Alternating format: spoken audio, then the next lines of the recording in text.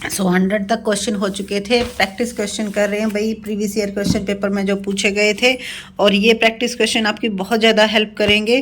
तो वीडियो को लाइक कीजिए, चैनल को सब्सक्राइब कीजिए और शेयर कीजिए, और अगर आपकी कोई भी क्वेरी है तो आप कमेंट कीजिए, ठीक है। Which one is not the purpose of analysis of financial statement? कौन सा फाइनेंशियल स्टेटमेंट का ऑब्जेक्टिव नहीं है?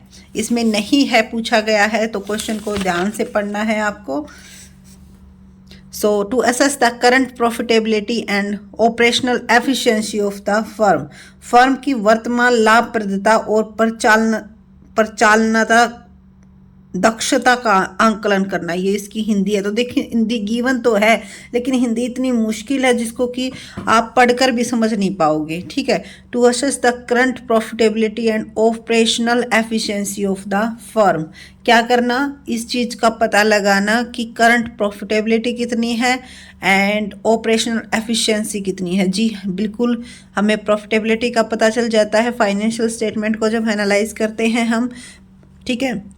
To judge the ability of the firm to repay its debt, to judge the ability of firm to repay its debts, बिल्कुल हमें ये पता चल जाता है कि हम जो डेटर्स हैं उनकी पेमेंट करने में एबल हैं या नहीं हैं, ठीक है। क्योंकि एनालाइज करते हैं तो डेटर टर्नओवर रेशो निकालते हैं, उसके साथ साथ हम ये देखते हैं कि कितना क्या कुछ अमाउंट हमारे पास है, तो उससे हमें इस चीज़ की इन्फॉर्मेशन मिल जाती है। To show financial position through balance sheet and profitability through profit and loss account, to show financial position through balance sheet and profitability through profit and loss account. तो देखो ये चीज़ें शो तो हो जाती हैं, बट हमारा जो पर्पस होता है फाइनेंशियल स्टेटमेंट का एनालाइज करने का, वो हमारा ये नहीं होता है कि हम ये देख सके कि सिर्फ और सिर्फ हमारी प्रॉफिटेबिलिटी कितनी है और फाइनेंशियल पोजीशन कितनी है, ठीक है। To identify the reason for change in profitability and financial position of the firm, बिल्कुल सही है। अगर आप चारों ऑप्शंस को देखोगे और अच्छे से अंडरस्टैंड करोगे, तभी आप ये डिसीजन ले पाओगे कि जो राइट आंसर है, यानी कि इस स्टेटमेंट का जो मेन ऑब्जेक्टिव है वो नहीं है। वो क्या नहीं है? वो ये नहीं है, क्योंकि इसमें दे रखा है कि फाइनेंशियल स्टेटमेंट को एनालाइज क्यों किया जाता है, ठीक है। यहाँ पे तो बैलेंस शीट और प्रॉफिट एंड लॉस को देखते ही पता चल जाता है, एनालाइज करने की जरूरत नहीं है। लेकिन जब हम एनालाइज करते हैं किसी डिसीजन के लिए, तो उसी को एनालाइज बोला जाता है। तो ये थर्ड जो ऑप्शन है ये करेक्ट है, लेकिन जो ये फोर्थ है ये करेक्ट नहीं है। लेकिन अगर इसकी जगह पे कुछ और दिया होता तो हम क्या मानते, उसको भी देख सकते थे, क्योंकि हमें बेस्ट चूज करना है। इस चीज़ का जरूर ध्यान में रखेगा, ये देखना है कि कौन सा बेस्ट है। Income and expenditure account is prepared for not for profit organisation. तो देखो इनकम एंड एक्सपेंडिचर अकाउंट किस बेस पे बनाया जाता है? एक्यूरल बेसिस पे। और इसमें कैंडिडेट्स कई बार कंफ्यूज कर जाते हैं। इनकम एंड एक्सपेंडिचर तो एक्यूरल बेसिस पे बनाया जाता है, लेकिन रिसिप्ट्स एंड पेमेंट अकाउंट जो हम बनाते हैं नॉट फॉर प्रॉफिट ऑर्गेनाइजेशन में, वो कैश बेसिस पे बनाया जाता है। इस चीज़ का जरूर ध्यान में रखिएगा, क्वेश्चन कोई भी पूछा जा सकता है। Which one is not the purpose of cost accounting? Cost accounting का कौन सा पर्पस नहीं है? तो देखो प्रोडक्ट डिसीजन, बिल्कुल कि प्रोडक्ट डिसीजन लेना कि हमें जो है प्रोडक्ट्स का, इस प्रोडक्ट का प्रोडक्शन करना है या नहीं करना है, क्यों? क्योंकि उसकी कॉस्ट के बेस पे देखते हैं। ऑपरेशनल प्लानिंग एंड कंट्रोल, बिल्कुल प्लानिंग की जाती है और उस पर कंट्रोल किया जाता है कॉस्ट पे, कि कहाँ से कहाँ कॉस्ट को हम क्या कर सकते हैं, रिड्यूस कर सकते हैं, या फिर क्वालिटी को कम किए बगैर किस तरह से कॉस्ट को रिड्यूस किया जा सकता है, या फिर क्वालिटी को बढ़ाकर कॉस्ट को सेम कैसे रखा जा सकता है, ठीक है। इस चीज़ की प्लानिंग हम कॉस्ट अकाउंटिंग के अंदर ही करते हैं। Making special decision about make और बाय, कि हमें बनाना चाहिए या बना बनाया खरीदना चाहिए, इसका डिसीजन भी हम किसके बेस पे लेते हैं? कॉस्ट अकाउंटिंग के बेस पे। क्यों? क्योंकि हम ये देखते हैं कि मेक करेंगे तो क्या प्राइस आए, क्या कॉस्ट आएगी, और इसको अगर बनी बनाई हम बाय करेंगे तो क्या कॉस्ट आएगी, और उसके बेस पर हम डिसीजन लेते हैं, ठीक है। तो ये सभी पर्पस किसके होते हैं? कॉस्ट अकाउंटिंग के होते हैं। Ascertain the financial position of the business, financial position के लिए हम कॉस्ट अकाउंटिंग नहीं बनाते। फाइनेंशियल पोजीशन तो किससे शो हो जाएगी? फाइनल अकाउंटिंग से इशू हो जाएगी, है ना। तो फिर हमें कॉस्ट अकाउंटिंग में जाने की ही क्या जरूरत है, कॉस्ट अकाउंटिंग को पढ़ने की ही क्या जरूरत है। तो इसका जो राइट आंसर रहेगा वो सेकंड रहेगा, क्योंकि ये कॉस्ट अकाउंटिंग का क्या नहीं होता है, पर्पस नहीं होता है। इसके बाद है question number 104, which of the following medium is universal, portable and inexpensive but has its oven limitation in term of storage capacity and speed. ठीक है, ये कंप्यूटर का क्वेश्चन था और इसका जो राइट आंसर था वो था फ्लॉपी डिस्क। ठीक है, तो फ्लॉपी डिस्क जो है वो कम महंगी होती है, एक जगह से दूसरी जगह पे भी लेके जाया जा सकता है, बट इसकी भी कुछ लिमिटेशन होती है। स्टोरेज और स्पीड इसकी क्या होती है, स्लो होती है। ठीक है, उसके बाद है नेक्स्ट क्वेश्चन, द चार्टर और कंपनी इज इट्स। चार्टर और कंपनी, कंपनी का चार्टर किसे कहा जाता है, तो कंपनी का जो चार्टर होता है MOA, मेमोरेंडम ऑफ एसोसिएशन, इसी को हम क्या कहते हैं, कंपनी का चार्टर कहते हैं। आर्टिकल ऑफ एसोसिएशन में क्या होता है, कंपनी के नाम वगैरह, साइन कितने, इसमें कितने पार्टीज हैं, उन सब चीज़ों के बारे में किस में होती है इंफॉर्मेशन, आर्टिकल ऑफ एसोसिएशन में। प्रोस्पेक्टस, जब हम कोई भी शेयर इशू करते हैं उस टाइम पे क्या करेंगे, प्रोस्पेक्टस इशू करेंगे। लेकिन जो प्रोस्पेक्टस इशू नहीं करते हैं, जैसे कि प्राइवेट कंपनी, तो वो उनकी जगह पे क्या इशू कर देती है, स्टेटमेंट इन लिeu ऑफ प्रोस्पेक्टस। तो इस तरह से आपको स्टडी करना है, लेकिन इस तरह से अगर मैं समझाऊंगी तो बहुत ही ज़्यादा टाइम लग जाएगा। वैसे कोशिश यही की जाती है, कोशिश यही की जाती है ताकि आपको सभी ऑप्शंस के बारे में बताया जा सके। तो इसके बाद चलते हैं क्वेश्चन नंबर 106 के पास। भाई वो तो आएगा नहीं हमारे पास चल के, गरज हमें है, हमें ही जाना पड़ेगा उसके पास। ठीक है, क्योंकि प्रैक्टिस तो हमें ही करनी है। Question number 106, when computing the purchasing power gain और loss on net monetary item which of the following account is classified as non monetary. जब हम क्या कंप्यूट करते हैं परचेजिंग पावर, कि परचेजिंग पावर हमारी बढ़ी है या घटी है, तो उस टाइम पे नॉन मॉनिटरी में किसको क्लासिफाइड किया जाएगा। सारे ऑप्शन के ध्यान से पढ़ते हैं और फिर इसका आंसर हम देते हैं।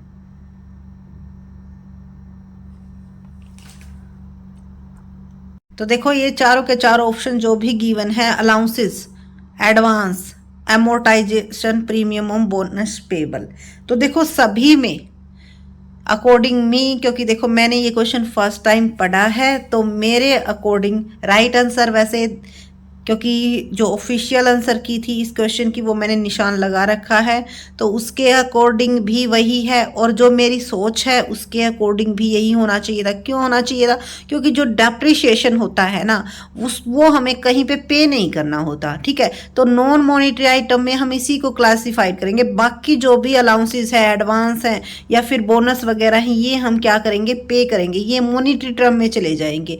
लेकिन एक्यूमुलेटेड डेप्रिशिएशन क्या है, डेप्रिशिएशन के लिए सिर्फ हम एक क्या बनाते हैं, प्रोविजन बनाते हैं और उसमें उस अमाउंट को इकट्ठा करते रहते हैं, ताकि जब हमें क्या करनी पड़ेगी, वो एसेट्स सेल करके नई परचेज करनी पड़ेगी, तो एकदम से हमारा जो प्रॉफिट है वो एकदम से इतना कम ना हो कि हमारा बिजनेस लॉस में चला जाए। सिर्फ सेफ्टी के पर्पज से इसको करते हैं। ठीक है, किसी के पास अमाउंट हमें ये पे नहीं करना पड़ता। तो ऑप्शन नंबर जो सेकंड है वो इसका राइट आंसर हो जाएगा। इसके बाद चलते हैं question number 107, a machine is purchase for 3 lakhs। एक मशीन परचेज की है भाई 3 लाख की, and salvage value after its useful life, useful life कितनी दी हुई है, 9 years दी गई है, विल बी 30,000। 9 साल इसको यूज करने के बाद भी इसकी जो क्या बच जाएगी, वैल्यू बच जाएगी। यानी कि जो हम बेचते हैं ना, कि कबाड़ा वगैरह बेचते हैं, उसी को बोलते हैं सेल्वेज वैल्यू। तो वो कितने की बच जाएगी, 30,000 की, 30,000 की। ये 9 साल यूज करने के बाद भी हमारी सेल हो जाएगी। Repairing expenses 4th year will be 20,000। 20,000 जो 4th ईयर है उसमें रिपेयरिंग के लगेंगे। What will be rate of depreciation per annum straight line method. तो देखो इस चीज का जरूर ध्यान में रखिएगा, स्ट्रेट लाइन मेथड से अगर हमें यहाँ पे हमें रेट निकालनी है तो सिर्फ और सिर्फ हम इस वैल्यू को लेते हैं। ये जो वैल्यू दी हुई ना रिपेयर वगैरह करवाने की, बीच में कितनी रिपेयरिंग लगी क्या लगी जी नहीं, इस चीज को हम बिल्कुल भी ध्यान में नहीं रखते। क्यों ध्यान में नहीं रखते? क्योंकि हम स्टार्टिंग में ही इसकी क्या निकाल लेते हैं, परसेंटेज निकाल लेते हैं कि भाई इस रेट से लगेगा, लास्ट में इतनी वैल्यू इसकी बचनी चाहिए। तो 30,000 में से अगर हम 30 लेस करेंगे तो 270 आ जाएगा। और 270 कितने ईयर्स तक, 9 साल तक, कितना हो गया हमारा 30,000 रुपये हो गया।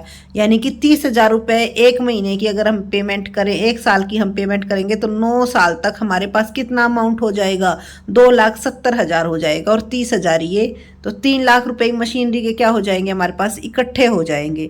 ठीक है, तो 3 लाख का 30,000 कितने परसेंट होता है, 10%। तो जो हमारी डेप्रिसिएशन की रेट आई है स्ट्रेट लाइन मेथड से वो कितनी आई है, 10% आई है। इसमें हम इन चीज़ों को ध्यान में नहीं रखते कि रिपेयर के कितने लगे, इस चीज़ के कितने लगे, लेकिन हाँ स्टार्टिंग में जो कॉस्ट लगती है ना उस चीज़ को हम ध्यान में रखते हैं। इस चीज़ को ज़रूर ध्यान में रखिएगा, ये सिर्फ और सिर्फ कन्फ्यूजन करने के लिए, ताकि अगर बच्चे को कॉन्सेप्ट क्लियर नहीं है तो उसके माइंड में क्या आ जाएगी, कन्फ्यूजन आ जाएगी और वो 20,000 इसको भी लेस कर देगा। इस चीज़ को जरूर ध्यान में रखना है। तो इसका जो राइट आंसर होगा वो क्या होगा, ऑप्शन नंबर सेकंड इसका राइट आंसर होगा, 10%। अगर समझ में आ गया है तो द बेस्ट है, नहीं आया है तो आप कमेंट करके पूछ सकते हो। चलते हैं नेक्स्ट क्वेश्चन की तरफ। So Reshma has return goods worth, सामान खरीदा था वापस कर दिया 10,000 का टू राजेश, राजेश को। She found them defective, which document to be prepared by Rajesh. Rajesh अब कौन सा डॉक्यूमेंट प्रिपेयर करेगा, देखो राजेश को सामान वापस हुआ है, यानी कि राजेश ने क्या किया होगा, सेल किया होगा। और सेल क्या हो गया है, रिटर्न हो गया है। तो सेल्स रिटर्न के लिए हम कौन सा नोट प्रिपेयर करते हैं, सेल्स रिटर्न के लिए हम करते हैं क्रेडिट नोट प्रिपेयर। ठीक है, तो इसका आंसर क्या आ जाएगा, क्रेडिट नोट। राजेश को क्या तैयार करना होगा, क्रेडिट नोट। और अगर यहीं पे किसकी बात की जाए, रेशमा की बात की जाए, तो रेशमा कौन सा नोट प्रिपेयर करेगी, डेबिट नोट, क्योंकि रेशमा के लिए ये क्या है, परचेज रिटर्न है। ठीक है, इस चीज़ को जरूर ध्यान में रखिएगा। ये देखना है कि कौन किसके बारे में कहा गया है कि कौन सा नोट प्रिपेयर करेगा। 109, A company purchased assets 10 lakh and issued 10% debenture 8 lakh to the vendor as consideration. While recording the above transaction in journal, the balance of 2 lakh will be credited to. देखो एक company ने purchase की है asset कितने लाख की, 10 लाख रुपए की। उसके बदले में 8 लाख रुपए के क्या दे दिए, डिवेंचर दे दिए। ठीक है, अब कोई भी चीज़ है अगर एसेट्स परचेज की है तो उस टाइम पे क्या एंट्री की होगी, तो हमारे पास क्या आई है भाई, एसेट्स। एसेट्स और जिससे परचेज की है उसका यहाँ पे नाम आ गया। अब इसके लिए हम क्या दे रहे हैं, 10 लाख रुपए के लिए मान लो सी कंपनी है। ठीक है, इसके लिए हमने क्या दे दिया, 2 कितने रुपए की दे दिए, 8 लाख रुपए के क्या दे दिए, डिवेंचर दे दिए। तो बाकी जो 2 लाख रुपए बच गए उसके हम क्या देंगे इसको, तो वो अमाउंट जो है वो किस में चला जाएगा, कैपिटल रिजर्व में चला जाएगा, क्योंकि ये हमारा जो 2 लाख रुपए बचा है ये क्या है, कैपिटल प्रॉफिट है। ठीक है, अगर डेबिट में बैलेंस बचता है तो वो हम गुडविल में डालते हैं, लेकिन अगर क्रेडिट में बैलेंस बचता है तो वो हम किस में डालते हैं, कैपिटल रिजर्व में डालते हैं। ये जब आगे हम एंट्री करवाएंगे तो वहाँ पर आपको करवाएंगे। ठीक है, उसके बाद चलते हैं नेक्स्ट। और आज का जो है ये क्वेश्चन है जी लास्ट क्वेश्चन, क्योंकि इसके बाद के क्वेश्चन करवाएंगे नेक्स्ट वीडियो में। तो dividend is usefully paid on, dividend जो पे किया जाता है ना वो किस कैपिटल पे किया जाता है, पेड अप कैपिटल पे, कि कितनी हमने पेड की है उसी कैपिटल पे हम क्या करेंगे, डिविडेंड को पेड करेंगे। ये जरूर ध्यान में रखिएगा।